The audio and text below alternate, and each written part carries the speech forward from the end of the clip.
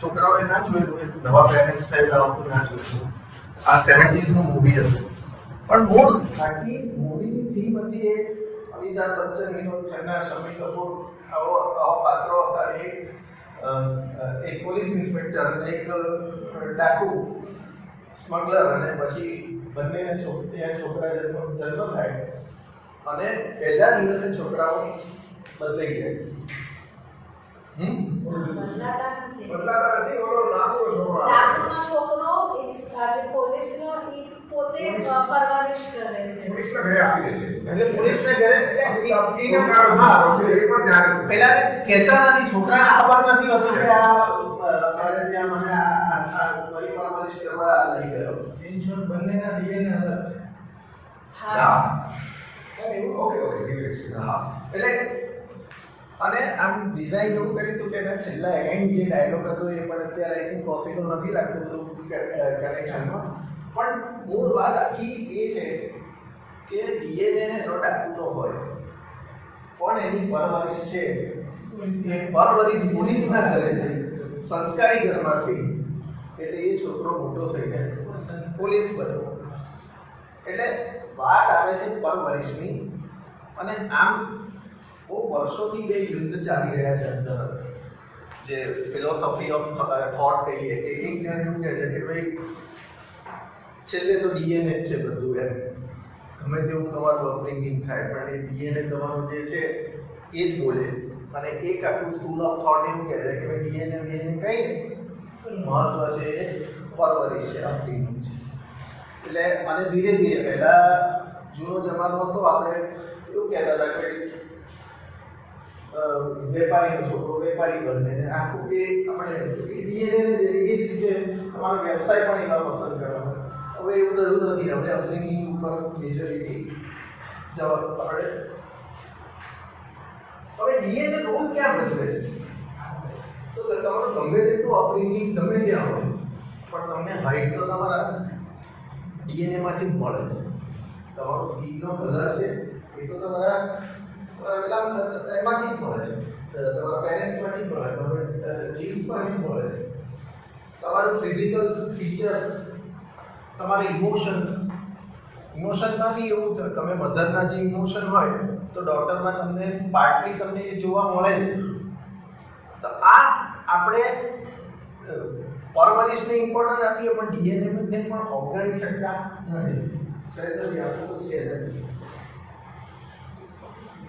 ये जो साइकोलॉजी का रिसर्च है दो चीजें लेके चलते हैं और आजकल काफी उस पर रिसर्च और भी ज्यादा हो रहा है चाहे आप ईक्यू की बात करें या एसक्यू की बात करें नेचर वर्सेस नर्चर नेचर એટલે ડીએનએ માં आपका स्वभाव नर्चर એટલે परवरिश जो एनवायरनमेंट मिला घर में और घर के बाहर फॉर्मल इनफॉर्मल बच्चा टीवी देखता है उसमें वॉल्यूम्स देखता है it's a part of environment और दोनों का रोल है कुछ पार्ट डीएनए से आता है कुछ पार्ट परवरिश से आता है एनवायरनमेंट से आता है नर्चर आप नर्चर कर सकते हैं जितने हम केसेस देख रहे हैं आजकल आगे जाकर देखेंगे आप देखेंगे आज एक ट्रक ड्राइवर का बेटा आईएएस बन जाता है आईपीएस बन जाता है एक ऑटो ड्राइवर का की बेटी अभी कल ट्विटर पे काफी ट्रेंड कर रहा था जो एक ड्राइवर का आईएएस बनी है और फर्स्ट टाइम फ्लाइट पे जा रही है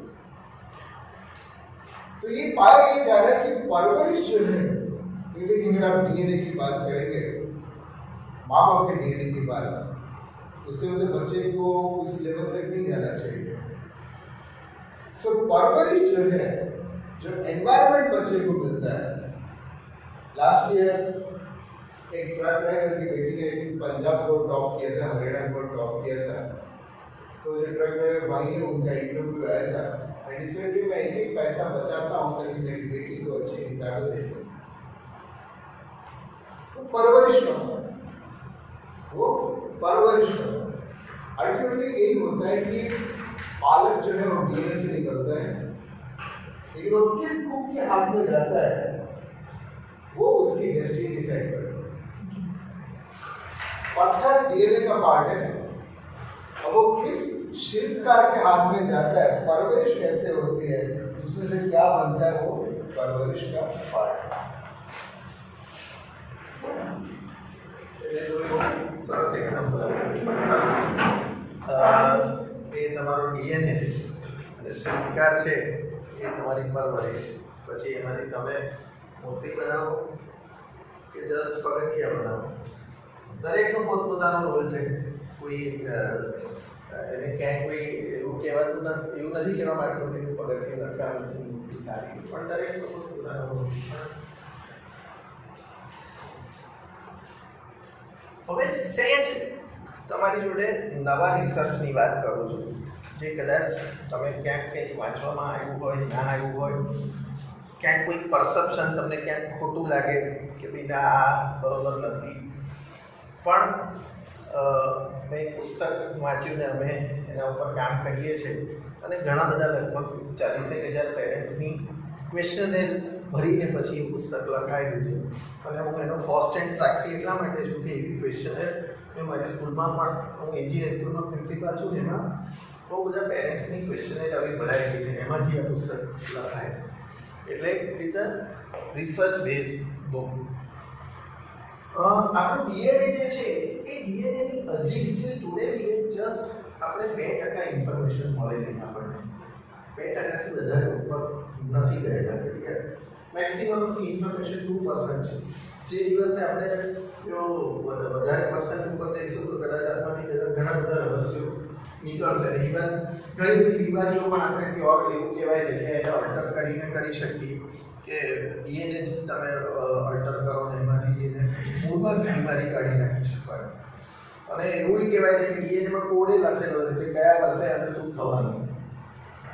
મે બી એટલું ડિટેલ ઇન્ફોર્મેશન છે એમાં, જ્યારે તમે ઓલ્ટર કરી શકો, પણ કેવી રીતે કરી શકો એ બધું રિવીલ થશે જો આપણી પાસે બહુ ડિટેલ ડીએનએ ઇન્ફોર્મેશન આવે.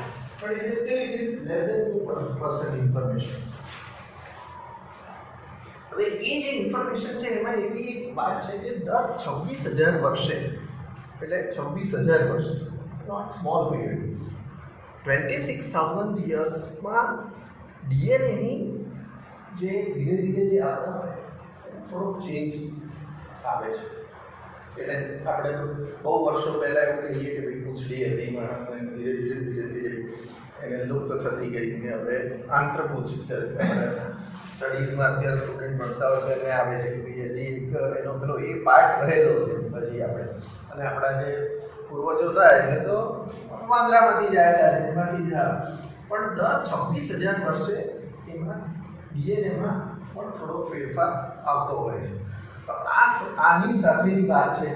અને એવા જે 26,000 વર્ષ છે એ ટેન્ટેટિવલી 1980માં એ 26,000 વર્ષ પૂરા થયા છે. 1980.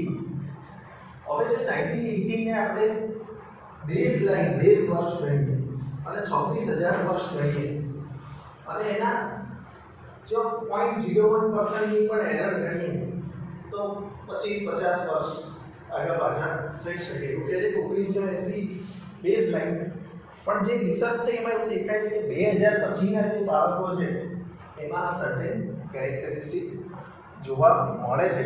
અને એ જે કેરેક્ટરિસ્ટિક એટલે એ જે જનરેશન છે એને નામ આપ્યું છે ઇન્ડિગો જનરેશન.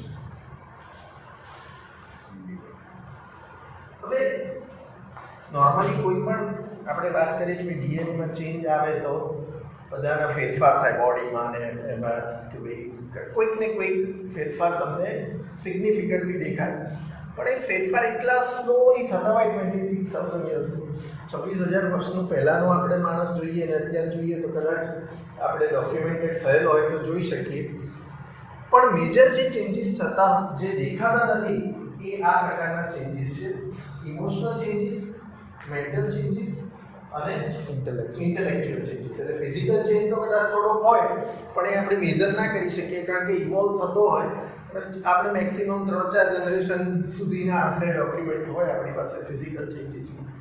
પણ આ ઇમોશનલ ચેન્જીસ, મેન્ટલ ચેન્જીસ અને ઇન્ટેલેક્ચ્યુઅલ ચેન્જીસ એ ડાયરેક્ટલી મેઝર નથી થતા. પણ આપણે એવું કહી શકીએ કે પહેલાંના કરતાં અત્યારના માણસો ઘણા ઇન્ટેલિજન્ટ આવવા માંડ્યા કમ્પેરેટિવ, એવું કહી શકીએ.